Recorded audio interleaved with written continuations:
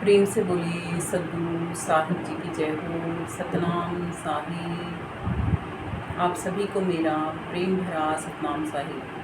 पाप पुण्य यही दो बेड़ी, एक लोहा एक कंचन केरी। कृष्ण जी भी श्री गीता में यही बताते हैं कि शुभ अशुभ कर्मों को अपने आत्मज्ञान अग्नि में दग्ध कर दो। जब दग्ध कर दोगे तो क्या होगे? मुक्त हो जाओगे। और मुक्त हो जाओगे तो फिर क्या होगा?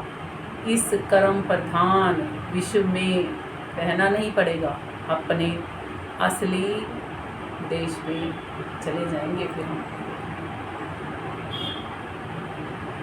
और जाने के लिए साहिब क्या बताते हैं? साहिब कहते हैं, जो तुम आओ झीना हो कर तजो मनी का भारा।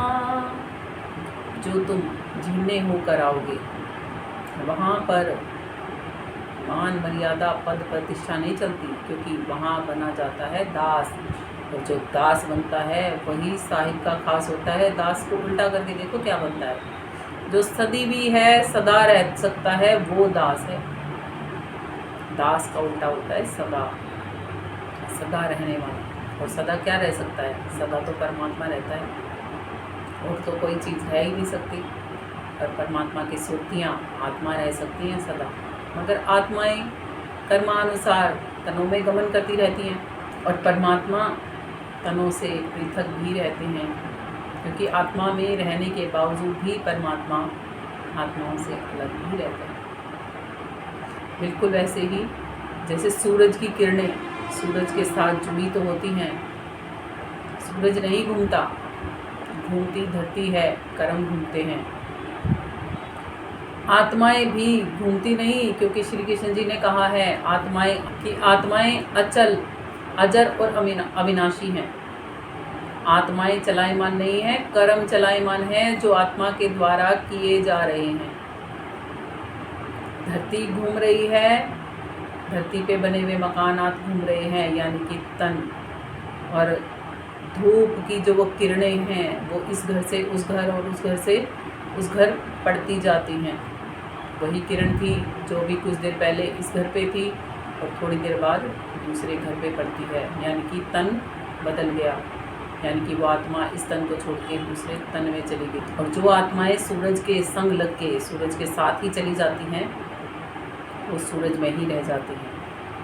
और जो आत्माएं यहाँ धरती पे सोलर पैनलों में कैद हो जाती हैं, वो धरती पर ही रह जाती हैं।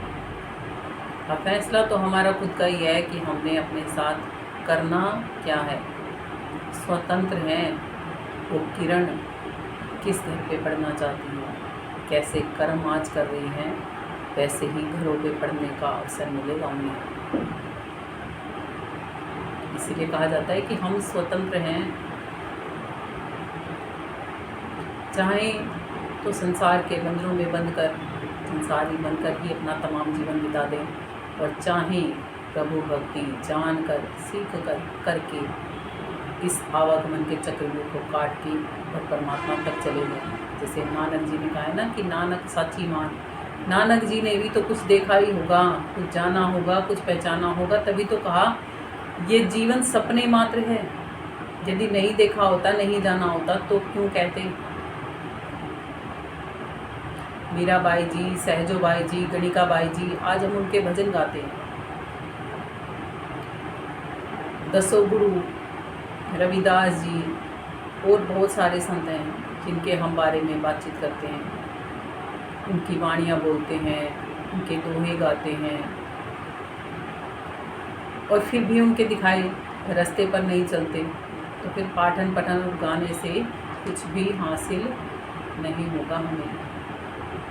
सब कुछ यहीं का यहीं रह जाएगा। सीखना पड़ता है। हर एक काम हमने संसार का भी पहले सीखा है, फिर करने लगे हैं। तो आत्मज्ञान और परमात्म ज्ञान क्यों नहीं सीख लेते हम? क्यों नहीं उस रास्ते पर भी चल बढ़ते हम? मंदिरों में भी हम ऐसे ही नहीं जाने लगे थे, किसी ने बताया सीखा तभी तो जाने लगे कि क्या क्या सामान लेके जाते हैं। व्रत भी हम ऐसे ही नहीं रखने लगे थे, व्रतों के महात्म सीखे, जाने किस व्रत को करने से क्या लाभ होता है, तभी तो करने लगे। हमारे जीवन में आ रही कठिनाइयों से जूझने के लिए भी तो हम कुछ ना कुछ हर रोज़ सीखते ही रहते हैं। फिर हम अपनी आत्मा की मुक्ति के लिए कुछ भी क्यों नहीं सीखना चाहते। ज़रा खुद से ही पूछ के देखिए कि आखिर हम कहाँ चल रहे हैं। और यदि समझ में आती है कोई बात तो साहिब के दिखाए इस रास्ते पर चल के देखिए, जहाँ वो बताते हैं जो तुम आओ झीना हो कर तजो मनी का भारा। अपने इस मन का भार तज के यदि तुम आओगे तो क्या होगा। ऐसी रहनी रहो रे गोरख सहज उतर जाओ पारा। और सहजता में ही पार उतर जाओगे। मन पे से बोझ हटाना ही मुश्किल होता है। किस चीज़ का बोझ हटाना मुश्किल होता है। पाप और पुण्य कर्मों का बोझ हटाना ही आत्मा को मुश्किल लगता है। और जिस दिन इसको हटाना सीख जाएंगे हम, उस दिन यहाँ से मुक्त भी हो जाएंगे। और वो दुनिया कैसी है जहाँ साहिब लेके जाना चाहते हैं।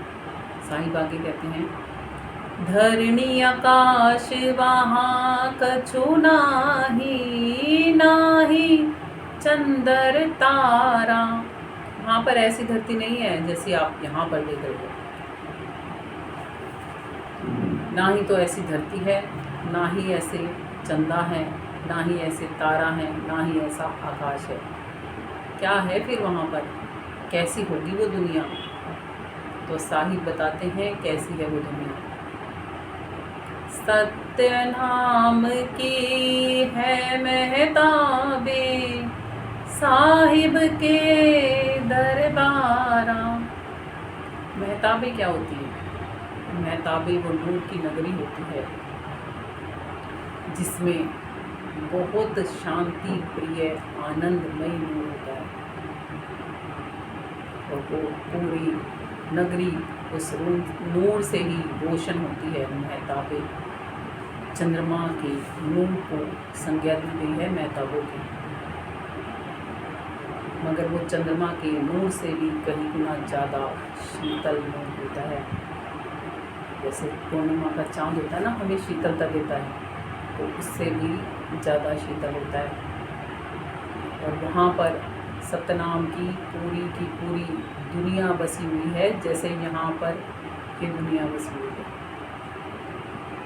कहते हैं वहाँ पर साहिब के दरबार में ऐसी ऐसी चीज़ें हैं जो यहाँ नहीं मिलेंगी कहीं पर। जब जाओगे, जब देखोगे तभी तो पता चलेगा। जैसे जब तक कोई चंद्रमा पे नहीं गया था तो क्या चंद्रमा के बारे में बता सकते थे, या जब तक कोई मंगल ग्रह पे नहीं गया था तो क्या मंगल ग्रह के बारे में बता सकते थे। ऐसे ही संत जन उस देश में गए हैं तभी तो उस देश के बारे में बताते हैं। साहिब उस देश से ही आए हमें समझाने के लिए, तभी तो साहिब अपने देश का बखान कर रही है। यदि नहीं आए गए होते तो कैसे बता देते, नहीं बता सकते थे ना।